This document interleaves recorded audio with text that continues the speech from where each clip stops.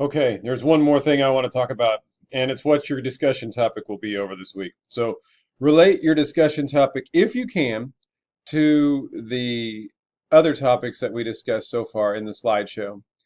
And in particular, I want you to think about groupthink because groupthink possibly explains a lot going on in our society as well. I think it does. So, groupthink is the mode of thinking that people engage in when concurrent thinking, meaning that we want to have things be similar to us. And that's what we already kind of learned throughout our semester is that we really seek out things that are congruent with the way we think, how we are. But it becomes so dominant in a cohesive in-group that it tends to override realism. In other words, realistic appraisal of alternative courses of action. So, in other words, it's like you are centered around a bunch of yes men or yes women, just saying yes, that's exactly right, that's exactly right, and then you just go along with the group. And before long, the group doesn't make any sense with what they were already talking about to begin with. They start to counteract reason. So here are some symptoms of groupthink. So again, read through in your text. You see some of this on page 292. But here's some symptoms to be wary of, because this happens in groups. Number one, there's an illusion of invulnerability. Nobody can touch us. We are all powerful, all insurmountable. People are just, they can't even touch us. We're the best group and we're invulnerable. And then there's also an unquestioned belief in the group's morality, meaning that we're right, they're wrong. We're the moral side. We're the good side. We're always on the right side. Are you sure? Because there's 7.5 billion people in the world that might be on a different side. I don't know. I mean, are we always on the right side? I mean, that's something to think about. And especially, you think about the demographic breakdown of the world. We're about 4.5%, of the world's population here in North America, maybe 5%. So 1 out of 20 people are North Americans. The other 19 represent the rest of the world. Do we always have everything just exactly right? We also have a rationalization in our own morality. We really stereotype the opponent, and oh my gosh, you see this on Facebook. Well, they always that, or they're always this, or they're this. This group is this group is this. This epitomizes that group, and so you begin to stereotype others. And there's also pressure to conform. So even if people, and I think this is big, even if people like see like little cracks, like this group isn't going in the right direction, or my gosh, I don't know if I can believe that, or that just doesn't sit right with me. There's pressure to conform, and we just talked about conformity last week. There's also self-censorship. So we tend to censor members of the group that don't agree with the majority.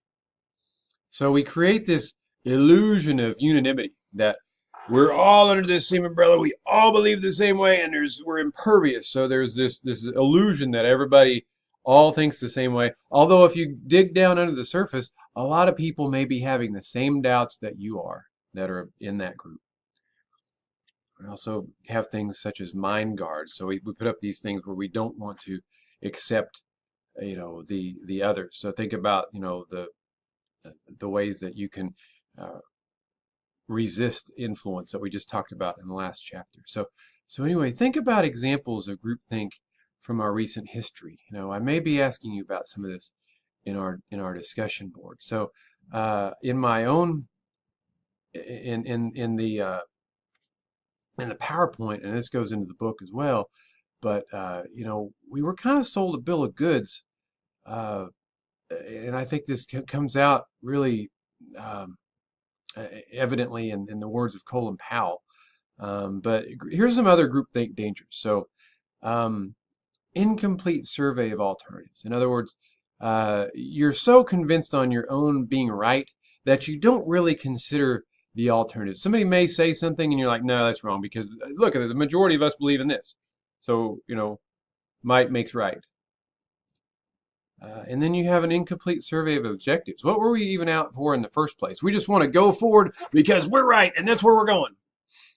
And then there's also the failure to examine risks of the preferred choice. So, in other words, you just choose a direction and you go there without really thinking about all of the risks and all of the the repercussions and the consequences of what might happen if you all go in that direction. There's poor information search. We're not looking for information that could contradict us. We're looking for that confirmation. Remember the confirmation bias? And selective bias in processing information at hand. We're not looking at alternatives. And we're not working out contingency plans. If our way fails, we're just interested in achieving our way. That's what the group think does to us. And so I think you see this amplified with social media. You certainly see it amplified with social media. Just gave some things to think about there. There's a book called Team of Rivals that was published not too long ago that talks about Lincoln and Lincoln having several different people, maybe even of different parties around him, to be able to try to make accurate decisions and informed decisions. So, in other words, instead of surrounding himself by yes men or well, this is just sexist by then, but you really didn't have women in positions of authority. But he didn't surround himself with a lot of yes people. In other words, just hearing what he wants to hear, saying that he's always right. In other words, he wanted to have a conversation of alternatives. And so I think that was some of, at least in Doris Goodwin's book, at least some of the wisdom exhibited by Lincoln. So, and Lincoln had his own faults too, but don't get me wrong, but I think that that's important to keep in mind. So, to minimize groupthink, here's some points. Be impartial. In other words, try to keep your emotion out of it. Try to keep, if you can, keep that emotional component, separate it, and think. Take a deep breath, step back. Let's really think what makes rational sense, and try not to just go automatically toward what you already thought. Encourage critical evaluation. Think about things critically. What's going to happen down the road if we do prevail? Occasionally subdivide the group. In other words, then reunify to air differences. So get people that may think differently out in their own pockets and then come back. And welcome critiques from outside groups and associates. Sometimes somebody that's not even involved in the problem can give you the most objective perspective. Because if you have people that are enmeshed in battle and we're going through two things, you get into these group things and you try to we're going to make it through just to survive. People on the outside where they don't have all this emotional investment can look in and give you an objective appraisal of what's really going on. So a lot of times I'll even pay attention to like news sources outside of our country, because having somebody from the outside give their perspective on what's going on can sometimes give us a pretty accurate picture, sometimes more accurate than we like to acknowledge.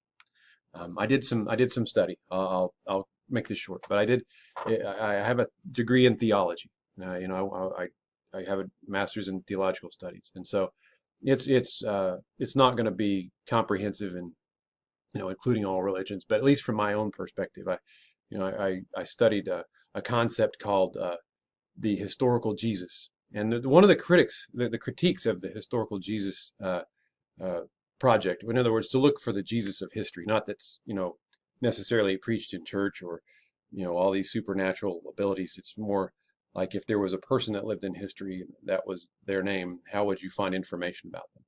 So I took a class and a couple of other classes that coincided with that topic.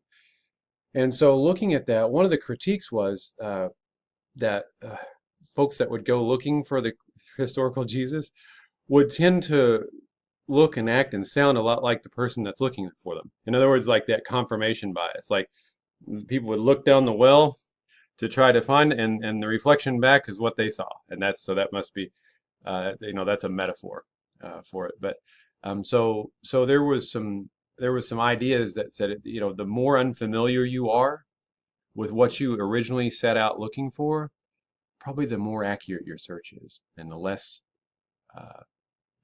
biased. So anyway, those are kind of my deep thoughts for this week. I appreciate if you made it this far through the videos.